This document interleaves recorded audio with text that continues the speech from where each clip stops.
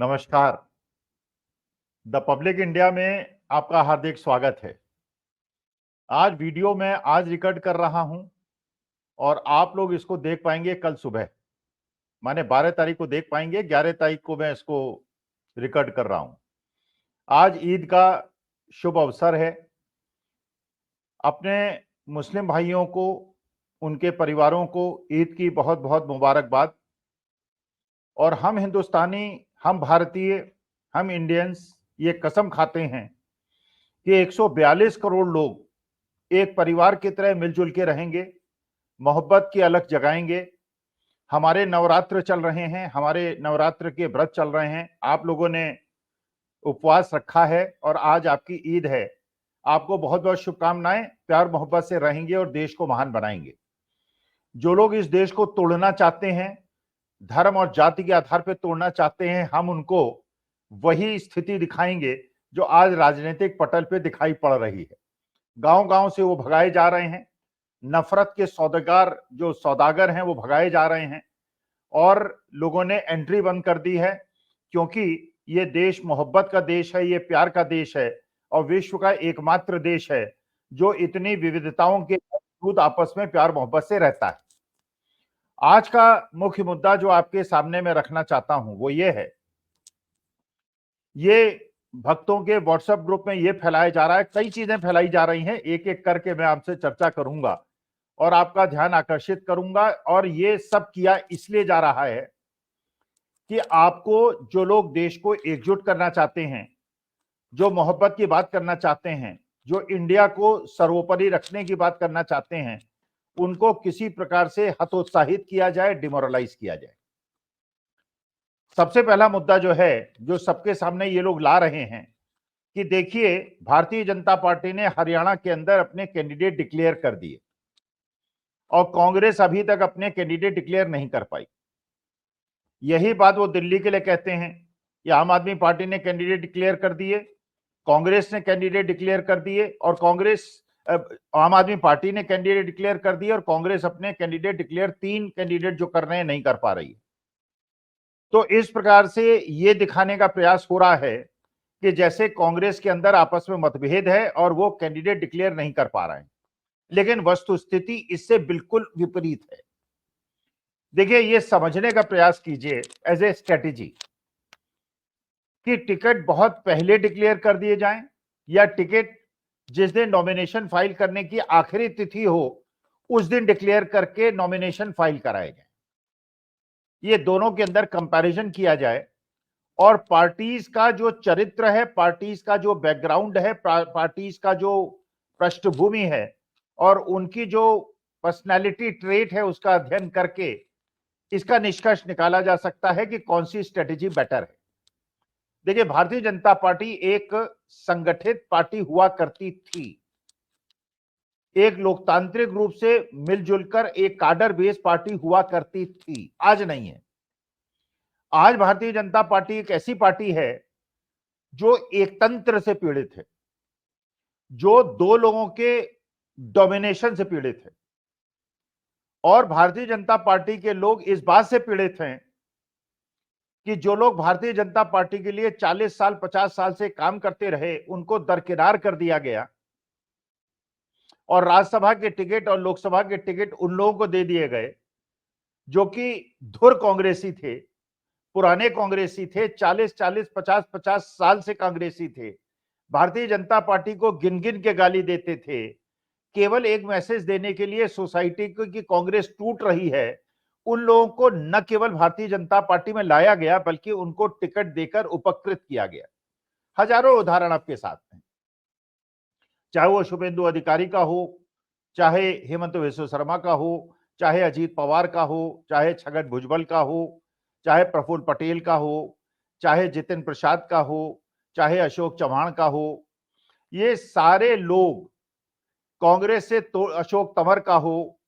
ये सारे लोग ऐसे तोड़ तोड़ के लाए गए जैसे लगे कि कांग्रेस टूट रही है। और ये ऐसे लोग थे जो अपना चुनाव नहीं जीत पाते थे और आज भारतीय जनता पार्टी ने इनको लाके न केवल लोकसभा के टिकट दे दिए बल्कि बहुत सारे लोगों को राज्यसभा भेज दिया। आज अशोक चौहान राज्यसभा पहुंच गए, आरपीएन सिंह राज्यसभा पहुंच गए, जितिन प्रसाद एक बड़े मंत्री उत्तर प्रदेश के अंदर बन गए, जिनका खानदान कांग्रेस के साथ जुड़ा हुआ था। पिताजी भी कांग्रेस अध्यक्ष के लिए चुनाव लड़े थे और जितिन प्रसाद भी एक महत्वपूर्ण मंत्री हुआ करते थे, सिंधिया जी। तो इसका मतलब यह है कि आज की तारीख में यह नहीं कहा जा सकता कि भारतीय जनता पार्टी एक संगठित पार्टी है और एक काडर बेस्ड पार्टी है, क्योंकि काडर के अंदर ही मारकाट मची हुई है और काडर इस बात से परेशान है कि जिन्होंने भारतीय जनता पार्टी के लिए अपना पसीना और खून बहाया, उनको तो किनारे कर दिया गया और कांग्रेसी टिकट ले गए। ये सोचकर भारतीय जनता पार्टी ने 1 महीने पहले टिकट डिक्लेयर कर दिए कि शायद उन्होंने सोचा ये संगठित पार्टी है, और उसका दुष्प्रभाव आज की तारीख में आप देख रहे हैं। एक एक स्टेट में आप देख रहे हैं। आप हरियाणा में देख रहे हैं, अशोक तंवर साहब को टिकट दिया गया, जो कि हरियाणा प्रदेश कांग्रेस कमेटी के अध्यक्ष थे। उसके बाद आम आदमी पार्टी में चले गए और उसके बाद बीजेपी में आ गए और बीजेपी ने उनको लोकसभा का टिकट दे दिया। अब जरा कल्पना कीजिए, लोकसभा का टिकट जहां से अशोक तंवर साहब को मिला है, वहां के जो लोकल कैंडिडेट थे और जो सिटिंग मेंबर ऑफ पार्लियामेंट थे, उनके दिल पर क्या बीत रही होगी। और इसलिए आज अशोक तंवर साहब को इतना ज्यादा विरोध झेलना पड़ रहा है, क्योंकि उनका नाम पहले डिक्लेयर कर दिया गया और जहां जहां वो जा रहे हैं, भारतीय जनता पार्टी के कार्यकर्ता भी, कांग्रेस के कार्यकर्ता भी और साधारण किसान और जनता भी उनका इतना विरोध कर रही है कि अशोक तंवर साहब को समझ में नहीं आ रहा कि चुनाव कैसे लड़े। इसके बाद एक चौटाला साहब, जो कि इंडिपेंडेंट विधानसभा का सीट जीते थे और हमेशा से धुर कांग्रेसी थे, माने ओम प्रकाश चौटाला जी का परिवार जहां कांग्रेस विरोधी रहा, ये चौटाला साहब हमेशा कांग्रेस के साथ रहे। इस बार इंडिपेंडेंट चुनाव लड़े और जीते और उसके बाद महत्वपूर्ण मंत्री रहे। आज उन्हें भारतीय जनता पार्टी का मेंबर ऑफ पार्लियामेंट का टिकट दे दिया गया। उनको भी नहीं समझ में आ रहा है कि वो चुनाव कैसे लड़े, क्योंकि जो कांग्रेस का विरोध और जो उम्मीदवार होगा उससे तो उन्हें लड़ना ही है, उन्हें भारतीय जनता पार्टी के कार्यकर्ताओं से और उसके अंदर पनप रहे असंतोष से भी लड़ना है। वो भी नहीं समझ पा रहा है चुनाव कैसे लड़े। तीसरे नवीन जिंदल साहब, जिनका पूरा परिवार, उनके पिताजी, उनके माताजी, वो खुद कांग्रेस के बड़े सक्रिय कार्यकर्ता थे, कई बार इलेक्शन लड़े, जीते, कई बार हारे, राहुल गांधी के बड़े नजदीकी थे। थोड़े दिन पहले उन्होंने भारतीय जनता पार्टी ज्वाइन किया और उनके ऊपर बहुत सारे आरोप थे, कोयले घोटाले के आरोप थे, उनके बड़े भाई पे और प्रकार के आरोप थे, किसी महिला ने कुछ आरोप लगाए थे। इस प्रकार के आरोपों के बावजूद जिस पे भारतीय जनता पार्टी आरोप लगाती थी, उन्होंने भारतीय जनता पार्टी ज्वाइन की और उनको भारतीय जनता पार्टी का टिकट मिल गया। तो आज की तारीख में नवीन जिंदल साहब भी घर बैठे हुए हैं, वो चुनाव के लिए बहुत ज्यादा सक्रिय नहीं है, इसलिए कि उनको ये परिदृश्य दिखाई पड़ रहा है कि वो चुनाव हार रहे हैं और चुनाव लड़के सुशील गुप्ता, जो आम आदमी पार्टी के कैंडिडेट कुरुक्षेत्र से हैं, वो जमीन पे भी हैं, उनकी सभाएं भी हो रही हैं, पदयात्राएं भी हो रही हैं, वो सक्रिय हैं और नवीन जिंदल घर बैठे हैं। इसका मतलब ये 3 सीटें जो धुर कांग्रेसियों को दी गई हैं, अरविंद शर्मा भी जो पहले करनाल से थे और बाद में रोहतक से इलेक्शन लड़े, पिछला इलेक्शन जीत गए, वो भी पहले कांग्रेस के मेंबर ऑफ पार्लियामेंट थे और आज के तारीख में उनको भी रोहतक के अंदर इतना विरोध का सामना करना पड़ रहा है कि वो गांव के अंदर नहीं घुस पा रहे हैं और जनता का समर्थन मिलने की बात तो दूर, लेकिन जनता का विरोध उनको देखने को मिल रहा है। इसी प्रकार की स्थिति ओम प्रकाश राजभर जी की है, जिन्होंने अपने बेटे को घोसी से टिकट दिलाया था और घोसी में आज स्थिति यह है कि वहां पे राजीव राय, जो समाजवादी पार्टी के कैंडिडेट हैं, मजबूती से चुनाव लड़ रहे हैं। ओपी राजभर की हिम्मत टूट रही है कि वो अपने बेटे को चुनाव कैसे लड़ाए। तो वो भी सुना है लखनऊ चले गए हैं, उनका बेटा दिल्ली चला गया है, सुना है कि वो टिकट वापस करना चाहते हैं क्योंकि घोसी से चुनाव लड़ने में वो असमर्थ अपने को पा रहे हैं। पवन सिंह जो कलाकार हैं, उनके लिए भारतीय जनता पार्टी चाहती थी कि वो शत्रुघ्न सिन्हा के खिलाफ चुनाव लड़ें, लेकिन आज उन्होंने अनाउंस कर दिया है कि वो भारतीय जनता पार्टी के टिकट पे चुनाव नहीं लड़ेंगे, बल्कि कराकत से, जो बिहार की एक पार्लियामेंट सीट है, वहां पे या तो इंडिपेंडेंट चुनाव लड़ेंगे या आरजेडी के समर्थन से चुनाव लड़ेंगे। 1-2 दिन में खबर मिल सकती है कि उन्होंने आरजेडी ज्वाइन कर ली है और उपेंद्र कुशवाहा के खिलाफ चुनाव लड़ेंगे। तो उपेंद्र कुशवाहा भी परेशानी में पड़ गए हैं, क्योंकि पवन सिंह को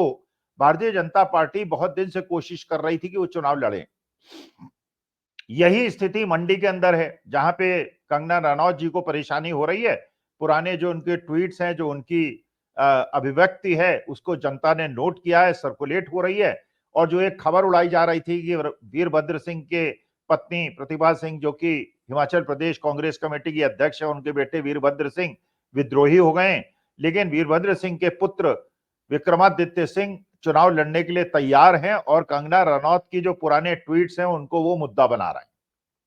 तो वहां भी स्थिति खराब है। और लोकल जो लोग हैं, जो मंडी के लोग हैं, वो भी कंगना रनौत के साथ उस प्रकार का सहयोग नहीं कर रहे हैं जो करना चाहिए। बरेली के अंदर संतोष गंगवार का टिकट काट के एक नए गंगवार साहब को टिकट दिया है, और जब वहां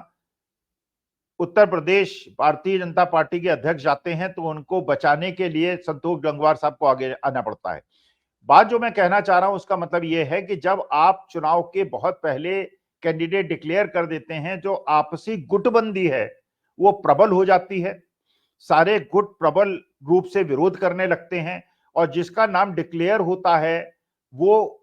असमर्थ हो जाता है चुनाव लड़ने के लिए, जो इस बार भारतीय जनता पार्टी के सामने दिख रहा है।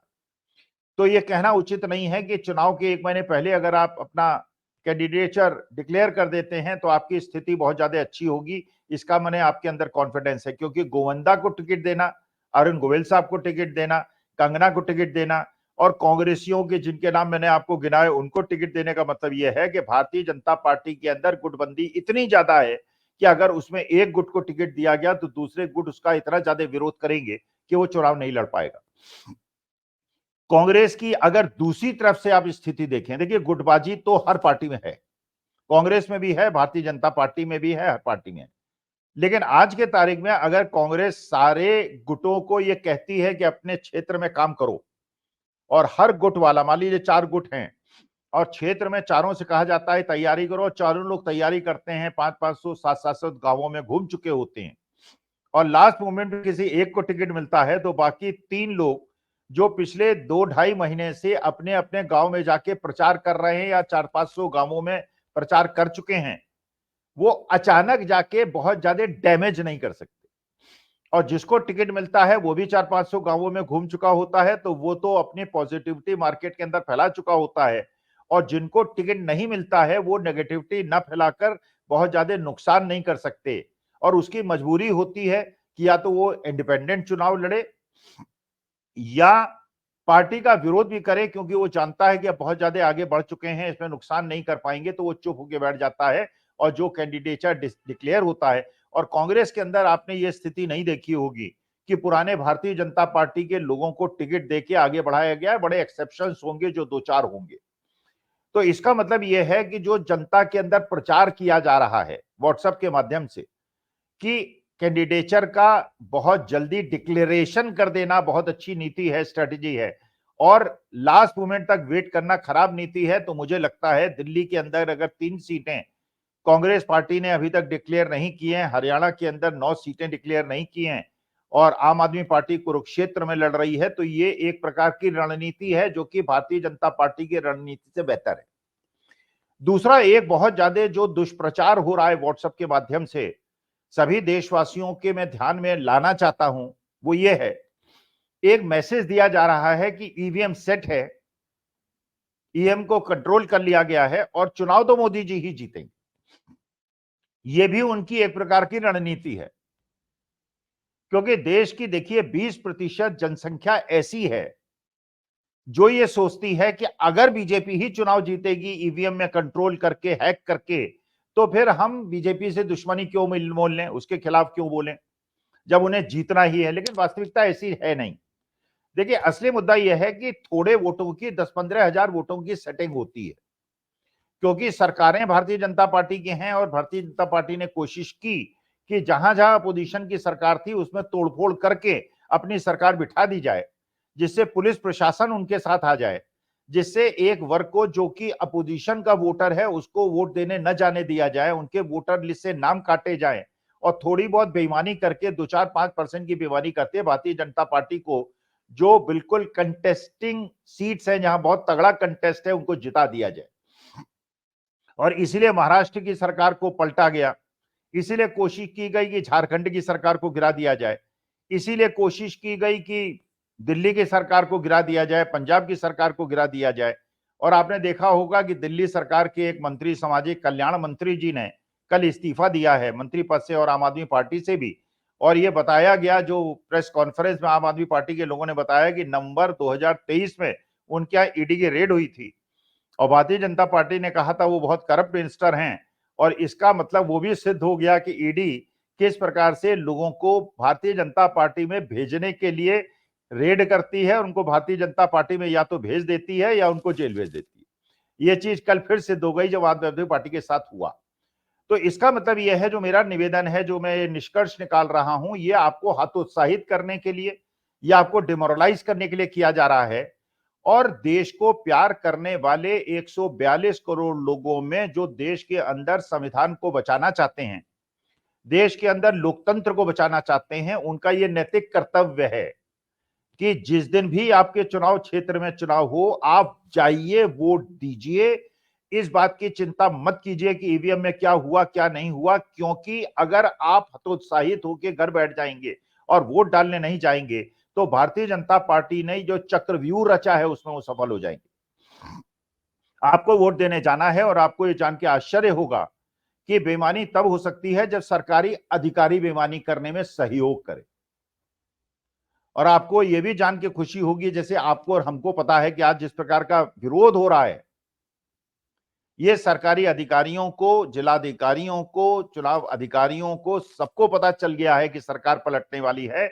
इसलिए इस बार वो बेईमानी में सहयोग नहीं करेंगे, जो उनको पहले पता था विधानसभा चुनाव में, जब वो राजस्थान, मध्य प्रदेश, छत्तीसगढ़ का चुनाव हो रहा था, कि दिल्ली में सरकार बैठी है जो निरंकुश सरकार है, जो ऐसी सरकार है किसी को भी नौकरी से निकाल देती है, किसी को भी अरेस्ट कर लेती है। इसलिए उन्होंने विद्रोह नहीं किया। लेकिन इस बार मामला दिल्ली की सरकार का है, लोकसभा की सरकार का है। और क्योंकि उनको यह आभास हो चुका है कि यह सरकार जाने वाली है, इंडिया की गवर्नमेंट बनने वाली है, देश के आधे स्टेट्स में अपोजिशन की गवर्नमेंट है, और ये अधिकारी क्योंकि संविधान के हनन के लिए, लोकतंत्र की हत्या के लिए तैयार नहीं है, इसलिए इस बार बेईमानी पिछले बार से कम होगी। और अगर आप वोट देने जाएंगे, लाइन लगा के वोट करेंगे और किसी भी स्थिति में वोट करेंगे, और पूरा वोट देने के बाद आप ये देखेंगे कि आपका वोट वीवीपैट में उसी को गया है जिसको आप वोट देना चाहते थे। वकील भी लगे हैं कि वीवीपैट की गिनती हो, हर क्षेत्र में हो।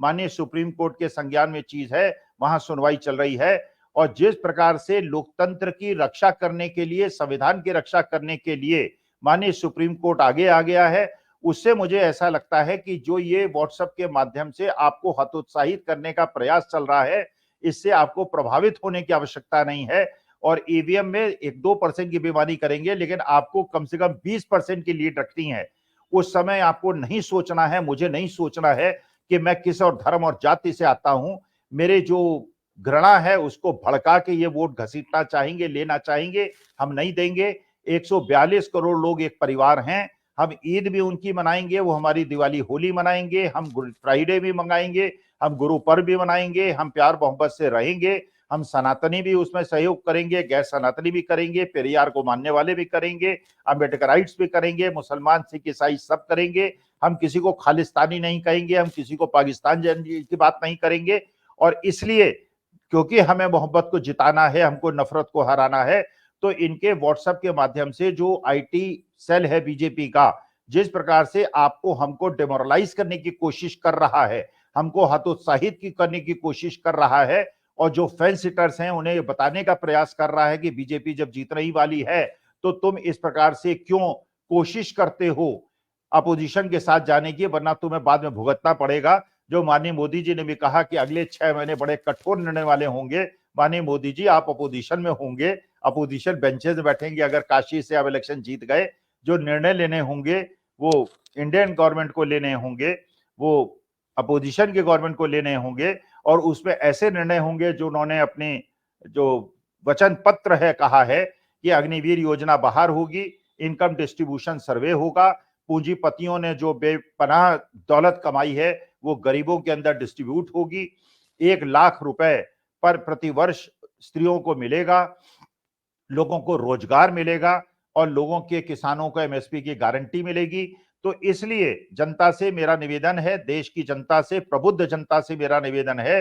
कि ये चीजें जो आपको कहा जा रहा है, जो आपके मेन मुद्दे हैं, टीपू सुल्तान, हैदर अली, औरंगजेब ने और शाहजहां ने क्या किया था, इससे हमें आपको कोई अंतर नहीं पड़ता। वो दूसरे प्रकार का समय था, जबकि शिवाजी की सेना भी में मुसलमान होते थे, अकबर की सेना में हिंदू होते थे और राणा प्रताप की सेना में मुसलमान होते थे। वो समय हिंदू मुसलमान की लड़ाई का नहीं होता था, उस समय एक दूसरे के राज्य पे आक्रमण करके अपने राज्य को हद बढ़ाने का होता था। तो आपके अंदर जो ये घृणा का जहर घोला जा रहा है, इसको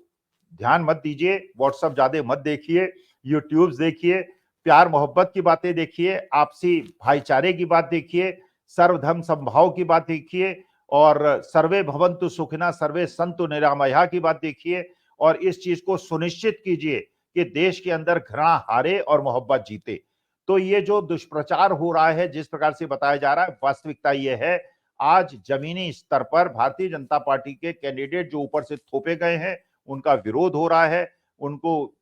चुनाव लड़ने में परेशानी हो रही है और इंडिया गठबंधन के कैंडिडेट्स को पूरा सपोर्ट मिल रहा है। जहां जहां राहुल गांधी जा रहे हैं, जहां जहां तेजस्वी यादव जा रहे हैं, स्टालिन जा रहे हैं, उद्धव ठाकरे जा रहे हैं, शरद पवार जा रहे हैं और जितने लोग अखिलेश यादव जा रहे हैं, उनको समर्थन मिल रहा है। तो जनता मोहब्बत को जिताए, प्यार को जिताए, आपसी सद्भाव को, समभाव को जिताए और घृणा का जहर फैलाने वालों को हराने के लिए 2024 के अंदर ये अवसर है, जिसमें आपको लोकतंत्र को बचाना है, संविधान को बचाना है। तो अफवाहों में न पड़े, वोट देने जरूर जाएं और अपना वोट अपने हिसाब से कास्ट करें, लेकिन दुष्प्रचार से डर के और जिस प्रकार का डर और भय का वातावरण बिठाया है, इससे हमें बाहर आना है और प्यार मोहब्बत की नदियां हमको देश के अंदर दोबारा बहानी है, जो हमने पिछले 75 साल में देखा है। तो आपका बहुत बहुत धन्यवाद। अपनी राय दीजिएगा, अपनी टिप्पणी कीजिएगा, जिससे मुझे मार्गदर्शन मिले। नमस्कार, प्रणाम।